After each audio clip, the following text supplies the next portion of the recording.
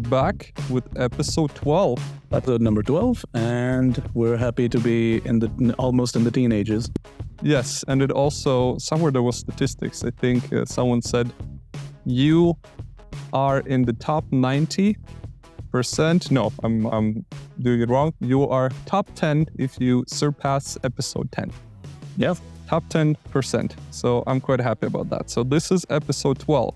The main topic today is going to be work-life balance.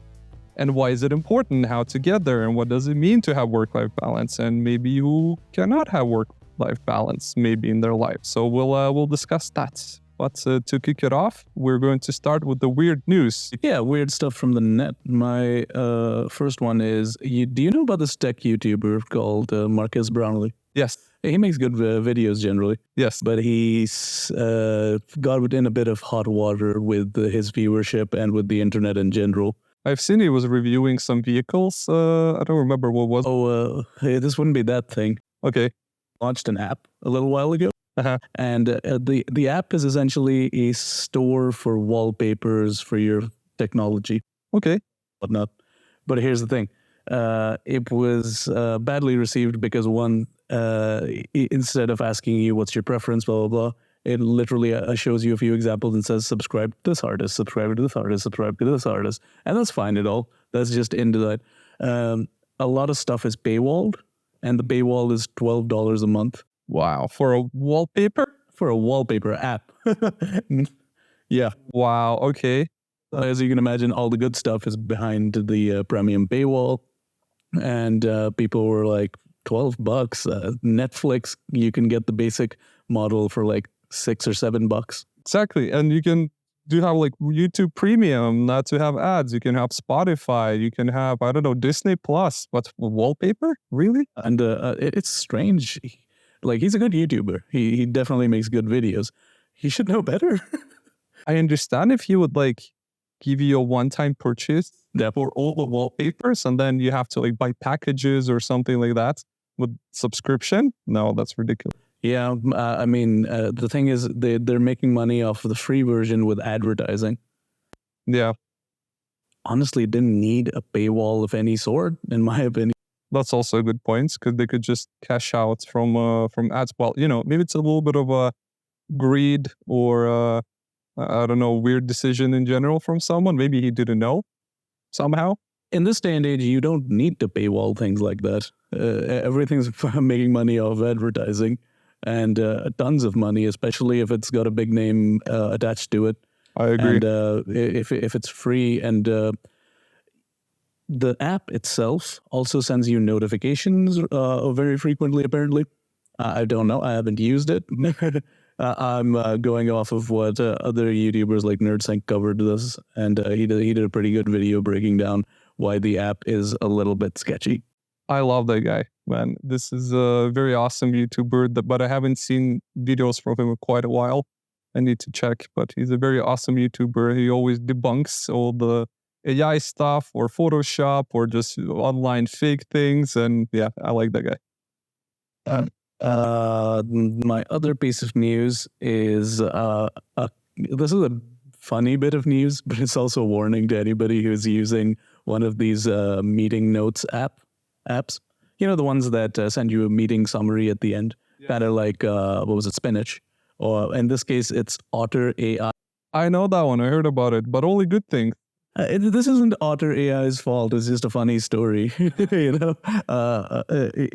what happened is there was this tweet that I'm going to read out pretty much. It's by Alex Bilzerian. A VC firm I had a Zoom meeting with used Otter.AI to record the call. And after the meeting, it automatically emailed me the transcript, including hours of their private conversations afterwards where they discussed intimate confidential details about their business. So they just forgot to log out, and everything they were doing throughout the day was just logged and sent as a gigantic transcript. Wow. It's like they just invited it into one session, or maybe it was a bug or something. Interesting. Yeah.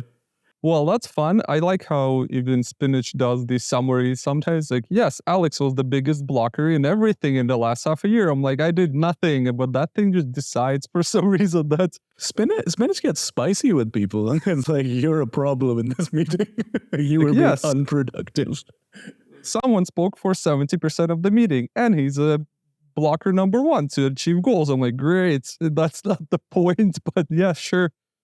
Yeah, sometimes these but the speech to text is a very, very old functionality that existed, I think, from 2015, maybe 2012. Now, of course, it's much better, but now the interpretation with the AI is what is helping it to make sense. Yep. However, now it still sometimes screws up so much. And really, you gotta trust it 100%. So you still need a project manager sometimes. Yeah. Even aside from that, these apps are really useful, but I don't know what happens when they start doing this, these sort of, where this data gets used. And speaking of data being misused, that's our next topic is the 23andMe going bankrupt, and then their CEO alluding that they might have to sell all the data to stay liquid. When you send me that screenshots, I'm like, yeah, my data is as well in 23andMe. Because I literally used it 4 years ago or something like that. And I'm like, oh, this is awesome. However, you can download the data, all your DNA data. You can upload it to public data pools where you basically aggregate more people, because you have something like MyHeritage, you have 23andMe, you have a lot of those actually. And you can all download your personalized DNA data and upload it into a public system. And in the public system, then basically 23andMe, MyHeritage, and other ones, then you can find your relatives who use other platforms with the same model and system and so on. So that's pretty cool, but I'm okay when it's my decision and not, the guy just selling the company so he can make $1 million and sell my DNA. Yeah. Also, they don't clearly disclose all of the data. But how much are they going to sell? And what kinds of data are they going to sell? Man, I'm pretty sure they're just going to open up every lid and under the hood just see, hey, this guy, hey, about that. Do we have that guy's data? Does he have relatives? Hey, can we blackmail someone? Who are they selling it to? That's also a good point. Are they just going to sell it to a foreign government? Are they going to... Good point. We have no idea. It's actually kind of a terrifying prospect for millions of people. But I also think this would open them up to a massive lawsuit in Europe if they tried it. I'm curious, does the government have our DNA in somewhere? They definitely have things like, your finger. But that's okay. A picture of fingerprints. So does the European Union have any DNA connected to our ID or passport?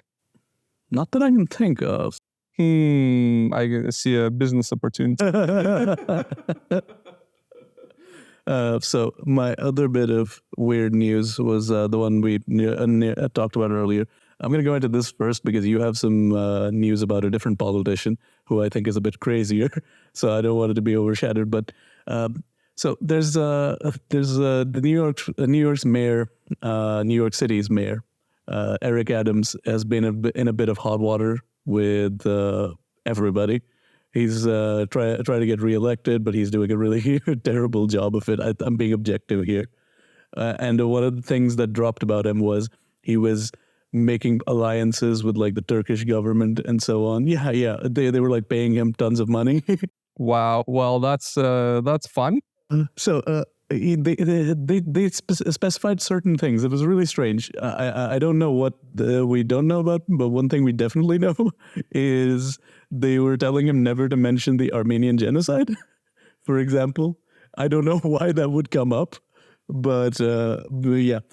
He was sending back text messages to like Erdogan and Erdogan's team. I am your best friend, with like a prayer emoji. Oh my God! These were texts with him. And the funny part about this is there were these two staffers of his that were also indicted, and basically they were said to they were being called to testify, and then they suddenly announced that they're getting married. a female staffer and a male staffer.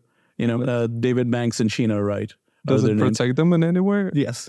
Okay, gotcha. That was my first instinct. There has to be a plot twist. The internet is theorizing, and this is only a theory, that they're getting married because legally you can't be compelled to testify against your husband or wife, even if you know their most dirtiest secrets. And a husband and wife, I think in some states, can't be tried for the same crime. Wow. Okay, yeah. This is so obvious. Come on, man. The judge has to look at this and say, wow, what a coincidence, right? Oh, they got divorced one day before and now they got married together. Oh my God. When we come to these stories, I really want a little sign where I can just raise saying allegedly. I'll load that down somewhere. Just so I can raise it up, because a lot of the stuff we're covering is conjecture. I need to note this down somewhere. Definitely we're gonna do that. Also, did you know that in some, I don't know if it was US or some country in Europe, where they said that emojis are actually can be used to justify or testify against someone, because that is communication. That is so you can use words or you can use an emoji for to agreeing to something. Are you selling drugs? And you're like, thumbs up. Is that actually saying yes or no? So it was basically a debate. Can emojis be used as a, verification or yeah? I think legally you would have to do that, because essentially you could detail out an entire plan in emojis and it wouldn't be legally binding. That would be an insane world to live in. Right, but I think they legalized this somewhere. I just don't know where. I remember I've seen somewhere in the news that, hey, we're gonna, if you use an emoji somewhere in the contract or in the chat, or you end up somewhere in the, legally in legal trouble, that emojis will be treated as communication as well. So it can be going really against you. Well, let's move on to your bit of political news. Yes, mine have very, very loud names. So one has a title, North Carolina porn addicted black Nazi. So North Carolina Lieutenant... You have to say corn. Lieutenant Governor Mark Robinson, running for governor, faces staff resignations following revelations of his self-admitted corn addiction and ties to controversial figures, causing the campaign to unravel. So the guy basically many times, repeatedly mentions that he has an addiction. He was publicly stating that in various interviews, and he has basically compounded the difficulties he faces in his international campaigns. Multiple senior staff members have recently resigned, leaving the campaign structure in disarray. So the guy is talking in multiple interviews beyond his personal issues, and he also aligned himself with the far-right political ideologist and made inflammatory comments which have sparked backlash. He was making so many comments in the forum of a corn site called Nude Africa.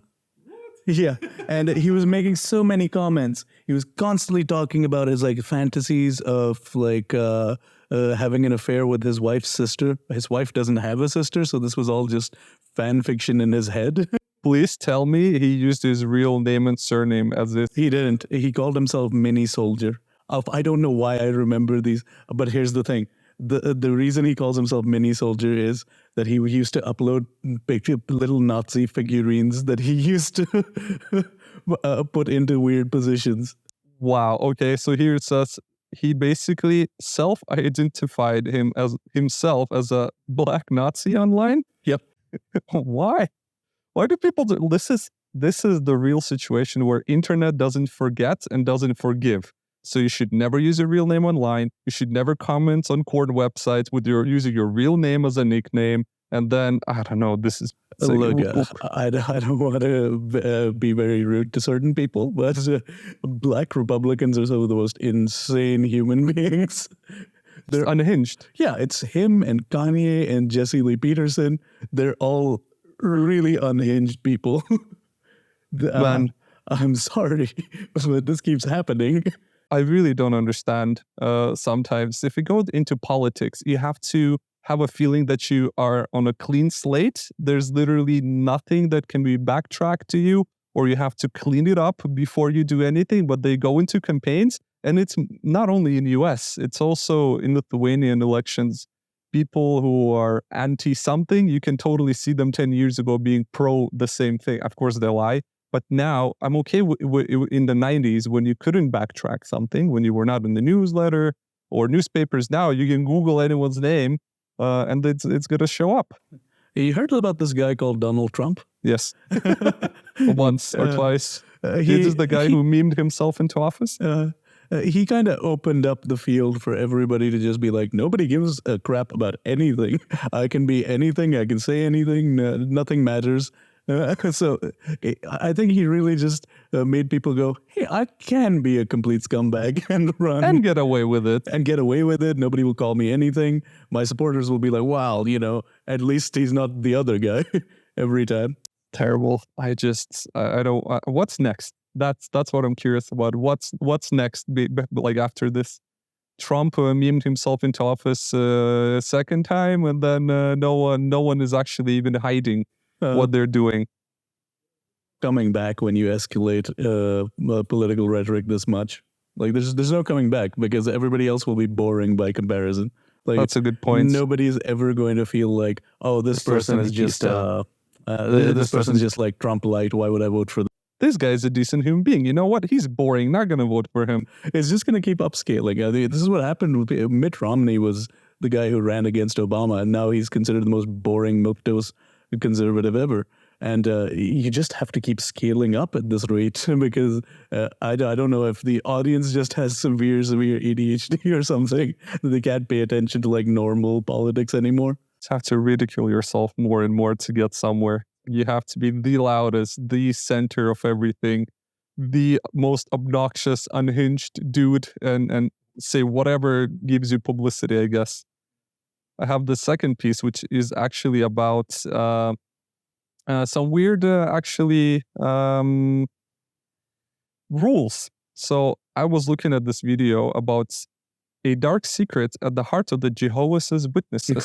So basically, in the US, it's a big cult, and one guy, he came out, he was anonymous, and there was a whole, I think, 20-minute video about the guy just explaining how super duper underground it is. So first thing was rampant sexual abuse cover-ups. So apparently these guys, they started lately getting more and more serious accusations of covering up numerous cases of abuse within their organization. And a former elder reveals that the organization prioritizes protecting its obviously reputation over victims' well-being and making it difficult to hold abusers accountable. And the main reason is because they have a rule internally that is called the two-witness rule protection. So what it means is that the significant barrier into reporting abuse is religious doctrine known as the two-witness rule, based on the interpretation of biblical law. So this rule requires two witnesses to confirm any accusation of wrongdoing. Since some abuse happens privately, it is nearly impossible for victims to meet this requirement, allowing many predators within the community to avoid accountability. I mean, we had something similar in Pakistan when I was living there. It was called the Hudud Ordinance, and it was even more strict. It was, what is that? You need 4 witnesses. What is that? Yeah, it's the same thing that you just described, basically. Okay. Any sort of assault accusation must be met by 4 witnesses, as if like people just do it in the broad daylight with 4 other friends or something. Wow. Yeah, so now basically it's taking a little bit into a different court. So there are legal challenges, of course, but they're out-of-court settlements. So in many instances, the Jehovah's Witnesses have faced lawsuits for covering up the abuse. However, the organization frequently settles the cases out of court, avoiding public scrutiny. But now they basically cannot do that because it's getting a little bit escalated because it's getting ridiculous. So victims are often required to sign a non-disclosure agreement, preventing them from discussions of their cases or warnings to others. So, of course, it's a crazy situation. And all these people, they say, hey, so it's becoming also brewing within the community. So not everyone knows that it's going on, but now because it's being publicity, a lot of people realize that who are a Jehovah's Witness and they're part of the group, they're realizing that this is a little bit of a like a cult situation, and they want to get out. And once they get out, they have to actually reintegrate into society because, well, they're kicked out. No one wants them to be a Jehovah's Witness. They don't want to be part of the community as well anymore after all these allegations and kind of problems started escalating. So once they leave, some of the basically people, they have to rediscover the outside faith. And they began basically celebrating. Apparently, they couldn't celebrate holidays like Christmas and birthdays, which were forbidden by the religion, making the kind of... It's also forbidden if you're a Jehovah's Witness to have a blood transfusion. Really? I didn't know that. So a lot of surgeries are just impossible for them. Wow. It's insane, man. I don't really understand. I thought religion, believe in anything what you want. I don't really care. As long as it doesn't hurt people, and that's it. That's my rule. I missed the part in the Bible where they talked about blood transfusions. Well, they also... Did you hear how they make rules or rewrite rules in US when it comes to court? So, for example, I'm not a legal expert in any situation, but I heard this from a friend.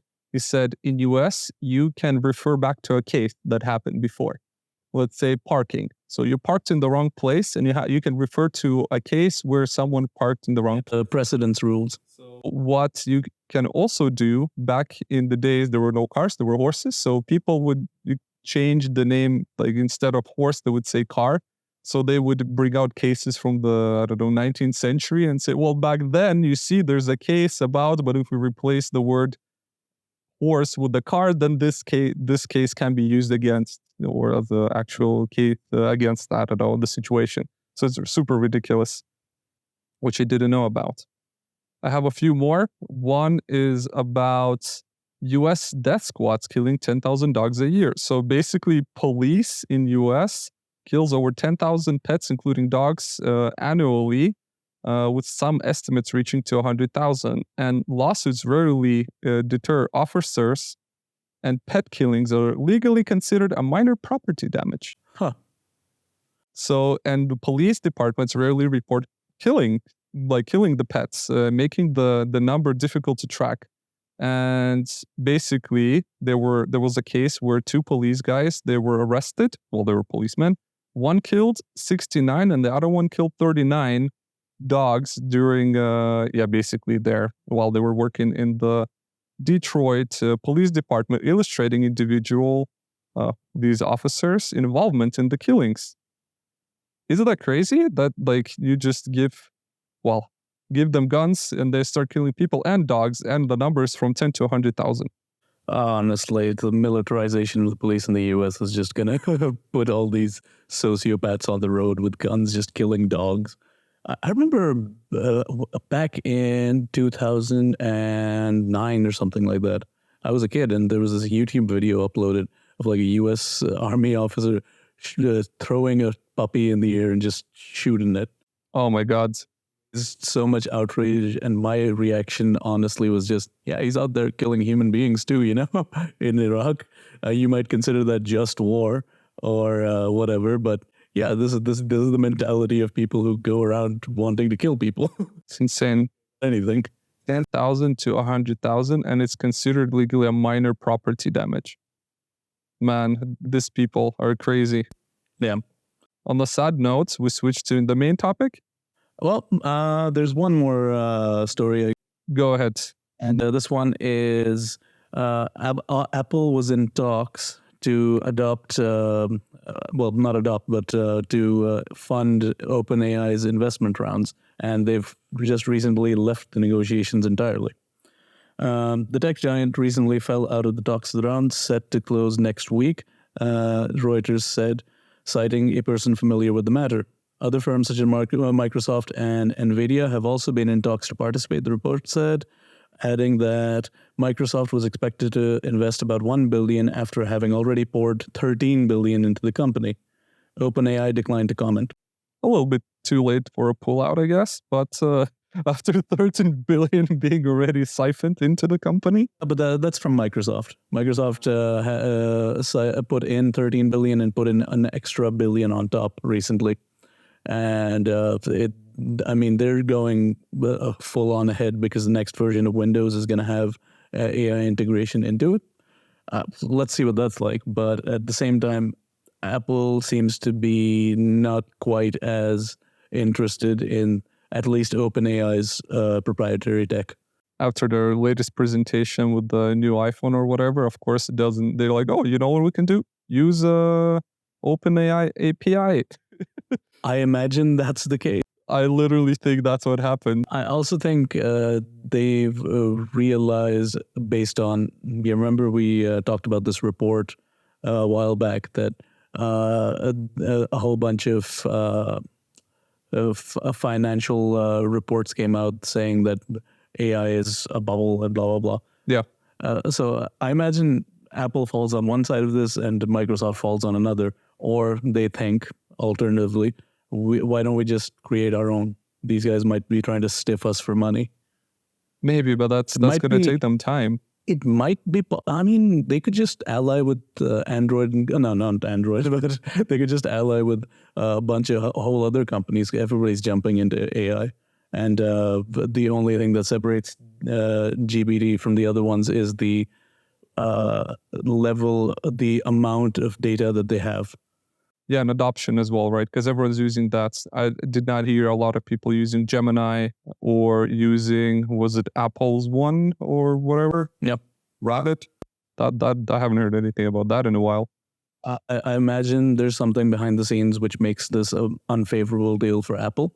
So they're probably like, we are better off without this.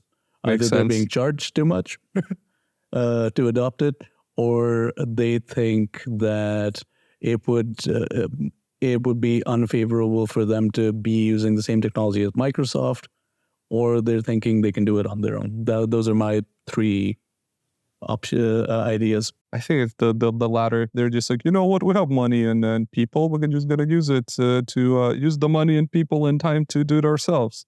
Yeah, either that, or they're like, we tried VR. It didn't work out for us. This might be another jumping the ship moment for us. We'll wait to see what happens. Or I haven't heard if they actually made money in the quarter. So maybe right now after the presentation, they actually just realized that they're not making money. And they're like, oh, we're just going to diversify a little bit into the ventures. And then once now it didn't work with the new release of the iPhone, they're like, oh no, we have to pull out of every investment because we have to put money somewhere else to make something happen, to make more money somewhere else, or just focus internally. I don't know. A lot of OpenAI staff just up and left. Really? Yeah. Former OpenAI member reveals why Sam Altman was fired in a bombshell interview. And another thing about this was that Mia Murati, who was like the front-facing voice of most of the ChatGPT talks and interviews and blah blah blah, she left. That's interesting. I thought the board of directors is managing the whole thing. The board of directors, this had to do with them deciding that they'd restructured the company. They got rid of the, what was it? It was a charitable facing side, the nonprofit side. Yeah. And this caused a lot of shakeups. Note this moment down, Alex, because I am going to agree with Elon Musk. Oh no.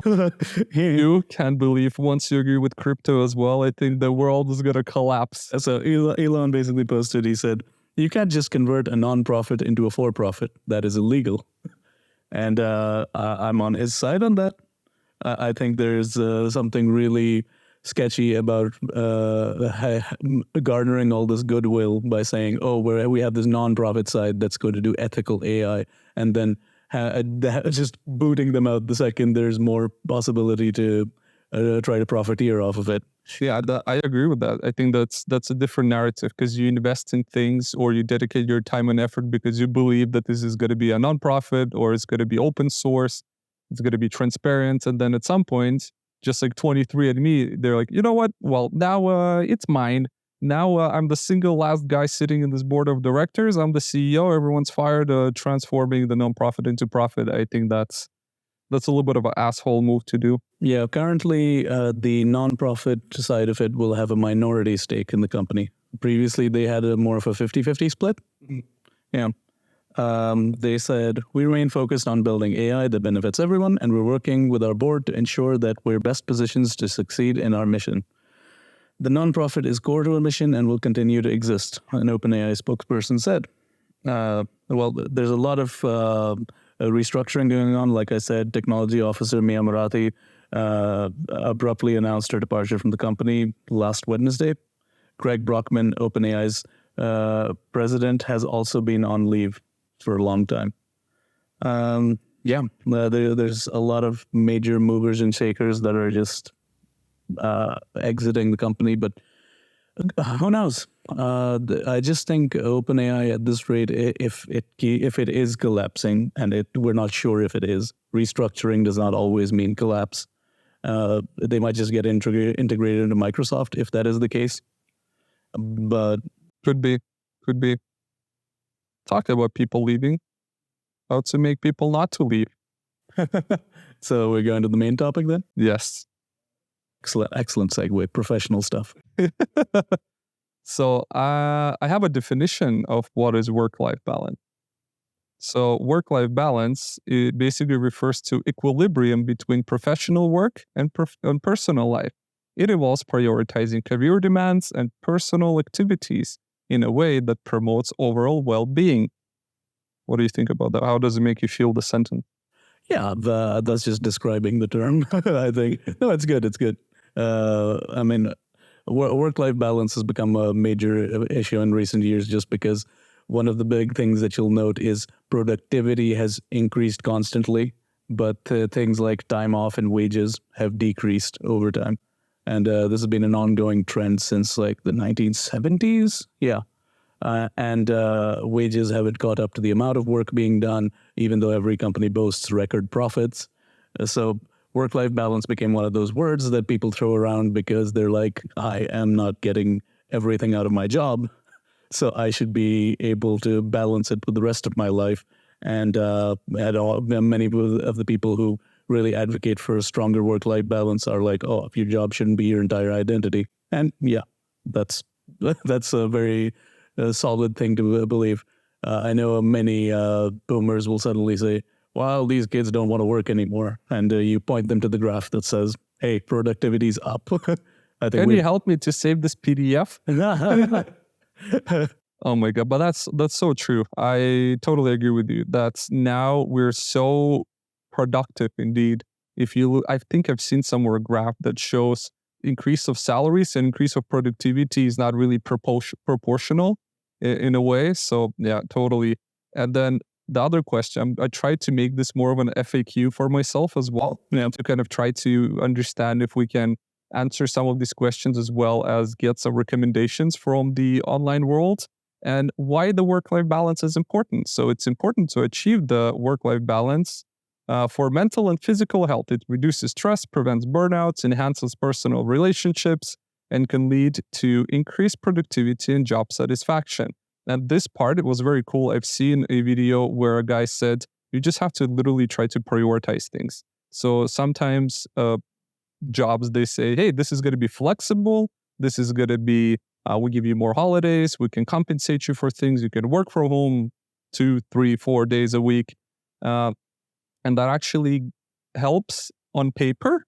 But then once you get into it, we fall back into the old way of working. And some people are very difficult to disconnect. So if you have half of the company that is working the old way from 9 to 5, and then you have the other ones who are actually using the proposed options by the company, which is flexible work-life balance style. So then when you can just stand up at 12, at noon and say, I'm going to go to the gym. At 4, you can go and say, I'm going to go pick up my kid from school at 5. So that way you have to prioritize your, this flexibility, and that will help you to achieve that kind of less mental stress, physical health, and kind of, prevent you from burnout because you can always come back and actually deliver stuff.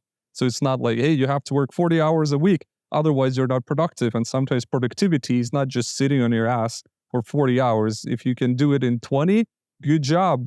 Tap on your back, go do stuff. You made the quota, because now we're not measuring. It's very difficult to measure mental work, because previously, who was it? Henry Ford, who's like, oh, it's going to be a 40-hour work week. He started attracting people back then with this proposal, because people woke up whenever the sun rise and went to bed after work when the sun set, and then you're like, oh, I worked for 16 hours or 12 hours or whatever.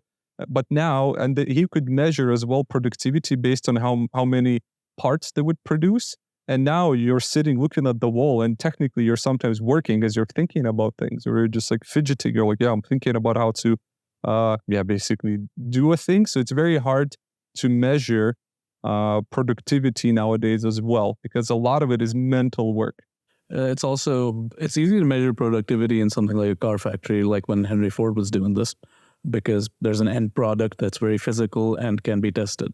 Sometimes when you're working in the service industry, like, I don't know, you're doing accounting or something, it's very difficult to say, oh, I did this many accounts and that's going to have this impact, or when you're doing marketing and you can calculate marketing ROI after everything is done. Your individual tasks have to stack up to this bigger thing. Then you can actually measure productivity. Sometimes even you can do everything right and still fail. And some people say, well, you didn't work hard enough. Sometimes you can put 60 hours for something during a week, and then you push it live, and then it fails. And then people have a great argument of saying, well, you should have worked better or worked harder. That's also, I think, not correct way of looking at it. Sometimes you can do something for an hour, and then it's going to be amazing, and then you win in life. So sometimes just like these small decisions without actually, let's say measuring what is how much work you did. Yeah, and one of the things that we really wanted to talk about with this topic was how the online world has affected the work, because on the one hand, you can work from anywhere. On the other hand, a lot of employers start expecting you to always be connected and always be reachable and to do last minute stuff. Clocking out just isn't possible sometimes. And that's the worst. I think clocking out is a ridiculous concept nowadays. It's not a factory. Or recording your screen. Yep. Terrible. At my work, we had, they're really nice about it. I remember when I started, my manager said to me, you can opt in to the WhatsApp group if you want. We're not going to force anyone to do any of this. And one time I was like, oh, I'm going to do this extra work, blah, blah, blah. Maybe to take some time off. And during that time off, get some extra work done.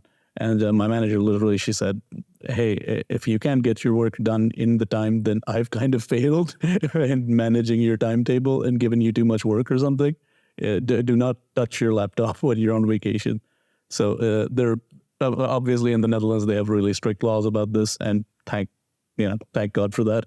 Did you know that in Germany, they right now have, on a legal level, I think, that after 5, it's legally illegal to ask someone to work? I don't remember how the law is called, but they just released it, I think, a few months ago. So in Germany, after 5 p.m., you're legally allowed not to answer emails. And if someone messages you and forces you, you can kind of have a legal action against your employer for that. Yeah. So in Germany, now it's enforced as well. But what happens sometimes in international companies, you also have these very different cultures, let's put it this way. So you have someone who is from, I don't know, name me a culture that you consider lazy without being racist. I was having this conversation with someone a few days ago, and I said that people from the colder countries are much more workaholic, whereas people from the warmer countries are like, oh, I'm just gonna put some tea on and chill for a bit. That's also relax. true. It's too hot to worry about anything. So Pakistanis can be like that. We have our workaholics definitely, but a lot of the time we're just like, oh, it really doesn't matter that much. We're going to take a break to go pray, or we're going to work in tea time into our entire work day. But you know what? This is a very good point as well. And I totally agree with you. being from a cold country myself, I can see why, because when it's very cold and dark outside, there's nothing to do. Therefore, you have to kind of switch to your priorities, which is maybe work. Some people just have no hobbies at all. So therefore, they just switch their free time to go work because it's dark and cold outside for 7-8 months a year. So that's why. And when it's warm and sunny and very nice weather, you're not going to see me indoors. So I totally agree. But that also, the situation where these two, let's say, parts of the nations, they meet up in the Netherlands, for example, and they start working with an international company, what happens? You have different understanding what flexible hours mean or remote work, how to basically promote this healthy work culture, because sometimes people from Eastern Europe, they're very direct, they're very hardcore. Their work-life balance means I just work all the time. That's my hobby because it's very cold, indeed, because that's how you were brought up. And then you bring someone from warmer countries, I don't know, let's name Spain, for example. In Spain, they say, oh, it's going to be siesta. And I've seen statistically, Spain is average temperature during the year is on 156th place in the world. So technically, they're not even the hottest country and they have siesta culturally. So they're they're on the bottom, like lower 50% of the side of based on temperature, average temperature in the country. So that means that siesta is actually bullshit because because they are not such a hot country as others in the world. So, but then you, of course, again, you meet up somewhere in the Netherlands and the work life balance is very different for both. And some managers, they still have these different sets of examples and perception of what work-life balance means, right? What is stress? How to deal with stress? What is depression? How to have more time? How are you going to use that flexible hours? How are you going to work from home? And then they can also use that against you. So when it comes to work-life balance, one thing that can help you very much is boundaries. Literally, there's one of the things I noted down as well. You can have a set of boundaries. So you have to establish clear lines between work and personal time. And this might mean that you have to turn off your notifications, turn off your phone. How your manager as well said, don't touch your laptop during vacations. Prioritization, this is what I'm trying to do more and more, is basically making time for activities that basically are fun to me during the day. If it's sunny in the Netherlands for 1 hour during winter, I'm just have to drop everything and prioritize that and just go outside because I have a flexible schedule. And, some people still expect you to be online at 7 p.m. for whatever reason. The other one is what you mentioned is effective management or effective as well time management. So you can use different tools and techniques to organize the tasks. And if your manager is the one who has to decide on the scope of work that they're providing to you, they can help you to do that as well using, again, just effective time management. And communication, obviously. So we have to be very open of how we understand work-life balance, because for someone it's like, oh, I'm gonna drink beer at 12. That's their way of, maybe culturally or something to have their work-life balance. So it's very important to kind of be open and communicate what does it mean, especially in international environment. Right. One of the big things about work-life balance in terms of policy is the 4-day work weekend. I love that. The 4-day work week, not work weekend. That would be weekend would be nice. But this is by the World Economic Forum. They were running a few trials, and they found the following insights, briefly summarized. I haven't read the full study itself. I'm just reading from a summary, so let's treat it with the appropriate amount of skepticism. Giving workers an extra day off a week actually increases productivity, boosts physical and mental health, and reduces CO2 emissions. Are 4-day work weeks the future? So they asked a whole bunch of employees, and after they had gone through a trial for 4-day work weeks, one of the most notable ones was in Valencia in Spain. Yeah. So the results show that they thought it was smooth or extremely smooth, most of them. So 49% thought it was fairly smooth, transitioning to a 4-day work week. and 29% thought it was extremely smooth. So that's more than 3/4. And how did it affect business productivity? 46% say it maintained the same level. 34% and 15% thought it improved. So, Wow. so it was there was a minority of people saying that it it didn't improve. And how likely is it that you will implement the 4-day work week? Extremely likely, and likely adds up to 86% of everyone surveyed. That's it. I need to find a new job that allows me to just work 4 days. And I have a friend who actually had that. And they did that basically without lowering their salary. So their main idea was, you know what, we work 5 days a week. And once we switch to 4 days, everyone's going to keep their salary. Therefore, everyone technically got a 25% bump in their salary. However, their productivity did not go down. They just continued to make more money, have an extra day off, and they also, basically got a raise. I think that's amazing. I think this is something that's long overdue, especially when it comes to tech companies. And look at my own productivity on Fridays. I cannot brag about it because I'm a little bit of a, because I'm working a little bit longer than 8 hours, 9, sometimes 12. And you're like, well, why should I spend on a Friday day online when it's nice weather and it's a Friday I want to meet up with my friends? So I totally agree with that. But not every company is easily open to shift to that. Yeah, not every culture either.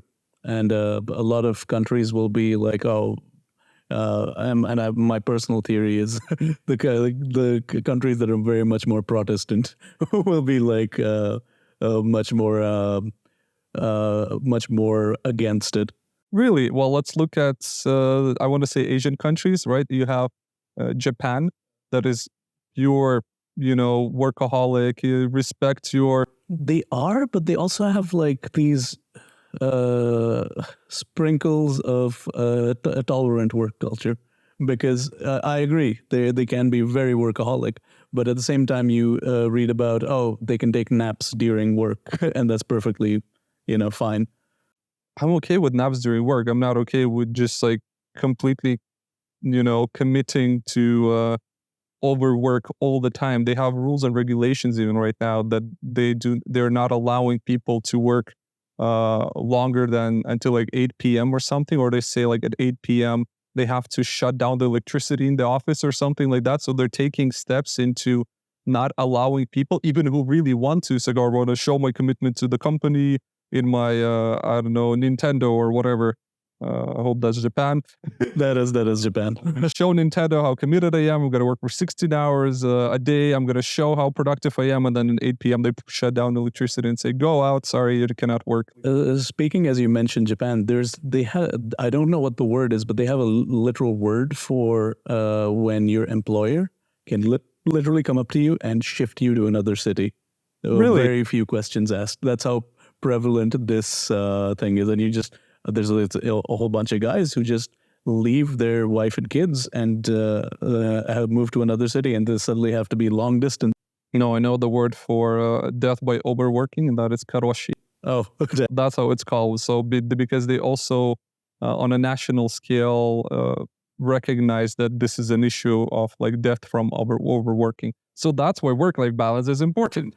That's the first time I heard that word was in reference to one of the professions in Japan that has a surprisingly low age of death is manga artists. Really? Yeah, they overwork themselves way too often. They just love their job, I guess, so much that they don't mind. It's also just a lot of hustle. You gotta like do so many page deadlines in a very little time. You're both writing and drawing the entire thing. So it's a lot of work, and then you have to like promote it and do all this other stuff. It's just the very, very high amount of work for very little reward. Well, actually, the one point I also had is about how do you achieve basically the work-life balance. And of course, you said that technology is kind of a double-edged sword because it's revolutionized the way we work, because you can work from home now. So offering flexibility, but also creating new challenges is that you cannot really be offline, right? So because you're always connected. If I'm at home, I'm always on my phone. I can always reply. I can always do work, even if it's like doesn't feel like it is work, but technically it is still work. And I wrote a whole paragraph about why companies do not want you to have a work-life balance. So, I mean, it's beneficial to them. That's the main. Obviously. So they focus on productivity. So high demand results. So corporations often operate under the significant pressure to achieve financial targets, have to satisfy. Have you seen that meme where the guy is just, he wakes up and he says, I don't want to go to work, but then I thought about the shareholders. Then, I'm full of motivation because I have to, achieve the financial targets to satisfy shareholders and increase the shareholder value. So basically this leads to the emphasis on long working hours and constant availability to maximize productivity and also short-term goals. A focus on immediate results may cause companies to overlook the long-term benefits of employee well-being. The other one was competitive industry pressures. So for some reason, when I was doing this list, I thought about gaming because I watched this guy, he constantly on YouTube, I forgot his handle, but he every day streams for 12 hours. So he's developing games, and he used to work for Blizzard. So he was working on Warcraft, World of Warcraft, and he was working on Starcraft 2 as well. And he mentioned that, I think I told you about this as well, that's the pony or the horse in World of Warcraft actually generated more money than Starcraft 2. I can imagine that. Yeah, and he said that there's so much pressure put on that. Basically like competitive industries, and also the other one I wrote, globalization. So operating across different time zones can create expectations for employees, and this is something that really kicked me out of balance once when I was working in an agency, because you had clients I had clients in Malaysia, and then I had clients in the Netherlands, and then I had clients in US. So you come to work, and at 8 in the morning or 9, it's already their end of working day in Malaysia. Then people around lunch wake up locally in Europe. Then you have to take that work into consideration. And then before you leave, LA wakes up, or New York, which is like 5, 6, sometimes 8, 9 hours difference. I don't remember. And then you're like, I'm going to go home. They're like, no, I just came in. Let's have a call. Let's do a handover. Like, Jesus Christ. That really, screwed me over, especially having the cultural norms, because the expectation from US, you cannot just say, hey, sorry, it's already 6 o'clock. It's a little bit too late. I've been here in the office for 10 hours and you want to leave. So, but they're like this work-centric, I don't know, personalities that they have, because work is life for them and they have nothing outside of that. That is just ridiculous to me. So what do you think? I mean, overall, to sum everything up, 4-day work week, very pro it. I totally agree. I think online connectivity has put all these expectations on workers, where your boss can message you at any time and say, hey, can you do this? Can you do that? Can you do an admin task for me? Hey, what are you thinking about this vacation? And one of the most annoying parts of that is that element, but at the same time, it's also allowed for things like work from home, which I think improves work-life balance, because you suddenly get to spend more time at home, which pay. I imagine 1/3 of your income goes to your rent. So that's your reasoning. I pay rent, therefore I stay home. I think if I had to go to work to pay for a house that I don't ever get to visit, that would be... That's a good... That's the nightmare for me. The management part you mentioned, that also kind of makes me think that some managers, they do not understand, right? They basically lack of training, let's put it this way. So the management practices lack of training, because managers, they sometimes get promoted without actually having any training, because they were the last person standing in the company, or everyone left and they're the last ones, like, well, no, you're the manager. So they get promoted, and they have no idea how it works. So they are not trained. They do not recognize the importance of work-life balance. Some people, they don't understand that others have responsibilities, family, kids, and you have this like one guy who is completely obnoxious and workaholic, and he doesn't have any hobbies, and work is like everything he does, and he doesn't see a perspective. So it's basically lack of training. Also, sometimes there's lack of incentive structures, so reward systems that favor those who work longer, right? So like, oh, that guy, he worked much more. It's not about deliverables. It's about what I mentioned before. Hey, I'm sitting at work for 60 hours a week. Therefore, I'm the last one to leave and the first one to come in. I'm zero productivity. However, while you work the longest, you're very visible. You get promoted, even though you do nothing. And then you have people who are very flexible and they have a very nice work-life balance and they achieve things and they have results. They're not on the radar. And that also kind of takes away. It's like, oh, you are abusing the system maybe a little. Yeah, at a lot of companies, this throws the work-life balance off because so much of getting promoted is being seen by the higher-ups rather than what you actually deliver. You know, putting in a few words in a meeting, even though you're not really adding anything. Remember, people, it's who you know, not what you know. Yeah. So this sort of chips at your work-life balance because then you're like, oh, I need to appear at this thing and appear at a company dinner and stay late so I can just wave at the boss before I leave and do all this nonsense just to be seen rather than having the metrics speak for themselves. Do you feel that it also can be part of difficulties for companies to change to that? So because it's so engraved in everyone's work that it's 40 hours. Everyone knows it's 5 days a week. Everyone knows like, hey, it has to be like these are the deadlines. This is how much you work. This is how many times you show up in the office. So all this like brain boomer problems. Let's put it this way. I think that's just a human problem in general. Like you have to put in a lot of work to be noticed and which might just not be relevant to your expertise at all. Can you imagine how people have to find the balance who are not doing IT like me and you? I don't know. You are a construction worker. How does work balance looks for them? Well, I mean, they have to form unions just to get safety, health and safety regulations and things like that. And part of that is work-life balance. Part of that is, if my arm gets nicked, I'm taking the day off. If your job is a barista, what's work-life balance? I mean, that depends on where you work. If you're a runner in a restaurant, how does that work-life balance look like? Again, those depend really on where you work. That's true. So that was another interesting point that we have all these like best practices, but everything we discuss now is like first world problems in terms of IT people.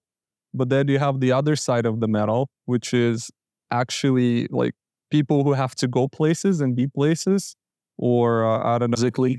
Physically do stuff, not only mental work, because again, we just started with the topic of mental work, which is important, but we never thought about, hey, what about those guys who have to put the pavement and the guys who have to, I don't know, install all the electricity somewhere. Yeah, and I feel like we talked a whole lot about the 4-day work week, but when you're paid hourly, how disadvantaged would you be?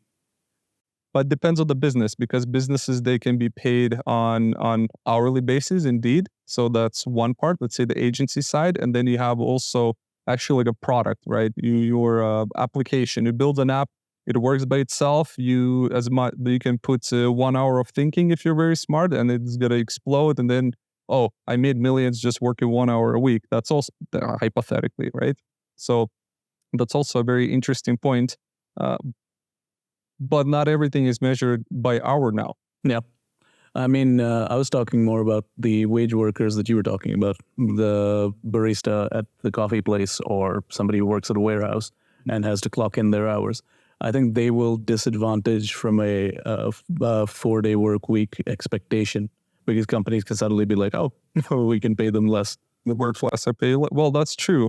However, I think about the guys who came over to install my solar panels. Yeah. Because I asked them, how many jobs you have left today? And both of them said, oh, we have just one big one, but the faster we do yours, the faster we can do that and just like stop with it. So they get like, you have to build 2 things today. And the faster they do it, the better. If the weather is good, if the conditions are nice, if, I don't know, everything goes smooth, they finish faster. So it's about the workload, not about how many hours they were slacking during the day, because then they finish, and maybe that's the flexibility for those people. In a warehouse, that's a difficult one because I'm not an expert in any way. But I'm thinking that maybe they can automate part of it, but then that's a different problem. Like, for example, if you're a security guard, you're paid hourly. That's a good point. You're paid to be there.